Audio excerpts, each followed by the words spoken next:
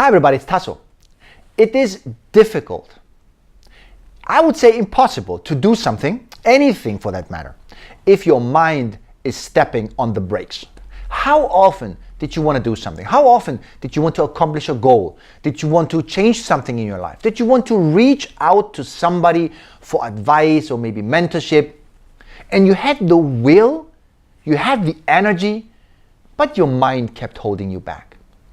And for those of you who have been following me for a while and read and watched my previous posts, you will have realized that helping people break through this point of their mind holding them back, breaking through this point, is a passion and mission of mine. And so therefore I put together these 5 tips, these 5 insights basically that I wanted to share with you, 5 ways in which your mind tricks you into inaction. And I hope that it empowers you to step in and change that. So without further ado, let's dive right into this. Number 1, the fear of being inauthentic. The fear of being inauthentic. What do I mean by that? Have you ever had the feeling in a particular situation that it was just not who you are? Maybe you wanted to change something, you wanted to put more structure in your life, be more productive, but then you thought, yes, but this is limiting me and it's inhibiting my creative freedom. Or you wanted to maybe wake up earlier, or you wanted to exercise more, or you wanted to speak up more for yourself or with the office environment. And then you thought, that's not who I am. I'm not a morning person. I'm not a gym guy or gal. This is how the mind is holding you back. This is what I mean by fear of being inauthentic. Fear of being inauthentic is keeping us in inaction and is keeping us in our comfort zone. But here's the thing. Here's the important insight for you. You should not be afraid of losing yourself. You should not be obsessed about and attached to the status quo, to who you are right now. Because who you are right now is not who you were. And who you are right now is not who you are going to be in the future, in a few years from now. You know the saying, what got you here will not necessarily get you also further.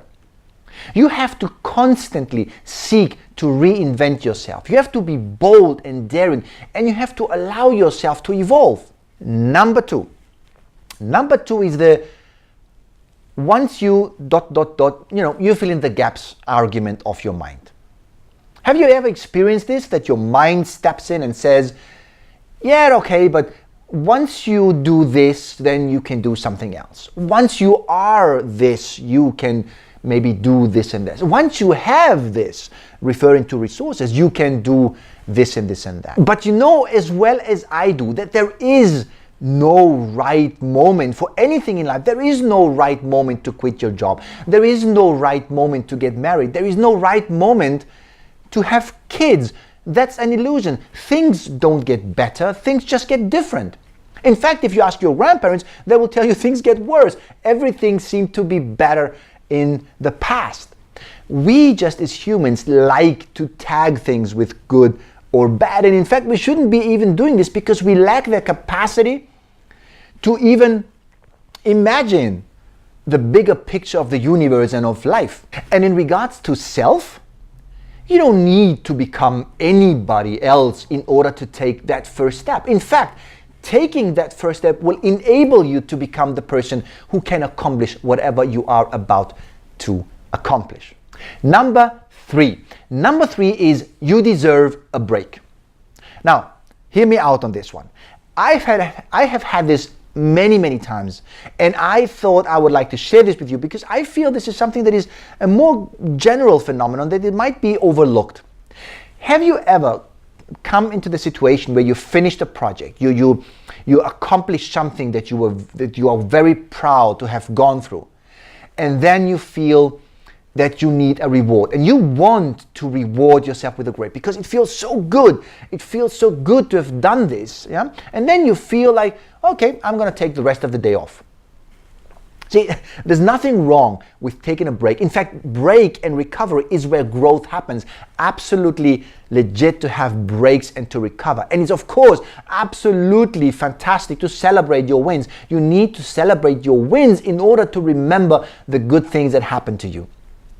But you know, your mind tricks you very often into believing that you need more than you actually need. You don't need to take half a day off. You don't need to stop doing for the rest of the week other things just because you have accomplished this and it feels so good. Instead, take your break. Pause. Reflect a little bit upon it. Celebrate your wins, but then move on. Just move on. Number 4, through assumptions and beliefs. And what I mean by that is, of course, wrong assumptions and limiting beliefs. How often have you not done something because you made an assumption that kept you from doing this? I will give you an example. You might have wanted in the office to reach out to a maybe higher ranked person, a senior manager, a leader in the organization, but then you didn't do this because you assumed they wouldn't have time. You assumed that they are too high ranked and they, would not have any interest in your work or in yourself. Assumptions and beliefs are the number one killer of all action. And it's not even your mind's fault. See, here's what happens. You access a database of experience in order to make a decision for the future. But you forget to ask yourself 2 important questions. Question number 1 is, how did this information get into the database? Did I put it in there, or did somebody else put it in there?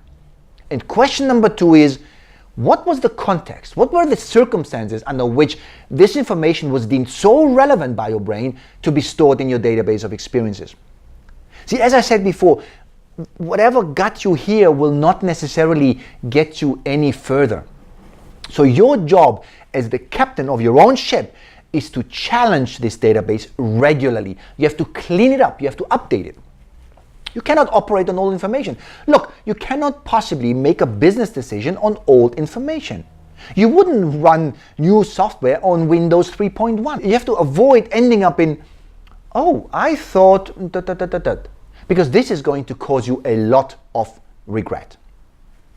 And number five is too many options. Now, on too many options, I made a separate blog post that you can happily access. So today, just a quick reminder, too many options cause you, number 1, analysis paralysis. I had mentioned the very famous experiment that was conducted in the US where people were given the various choices of marmalade in a supermarket, and those who had more options of marmalade ended up purchasing much less than those who were in front of less option. The second harm options do is that they give you a false sense of safety because you have so many backups. I can become this, I can become an astronaut, I can become a business leader, I can become a doctor. Too many options give you the feeling that you still could do everything, but honestly, you can't. You don't have the resources, you don't have the time to do everything. You have to pick one thing and go for it. And the third harm that options do is they do not allow you to give 100% on that one thing that will move you forward, on that one thing that you are meant to do and to become. So this is why you have to limit your options before they limit you. You have to limit your options because they do more harm than good. So these were the 5 insights. I hope that you enjoyed this. I hope that it resonated with you, and I hope that gave you some inspiration to see and understand where sometimes your mind is going in a different direction than maybe what you had aimed for yourself. If you found this inspiring, please like it and share it. Share it so that other people also might experience and understand how their mind is holding them back, and they can break through this by feeling empowered, by understanding what's in the way and moving forward. If you want more of these aha moments and food for thought and inspiration, subscribe on the YouTube channel, subscribe to get on the list where I usually give much more information and also some very interesting offers for you to have. So thank you very much for your time watching this. I truly appreciate you taking and carving out time to watch my videos. Until the next post, all the best.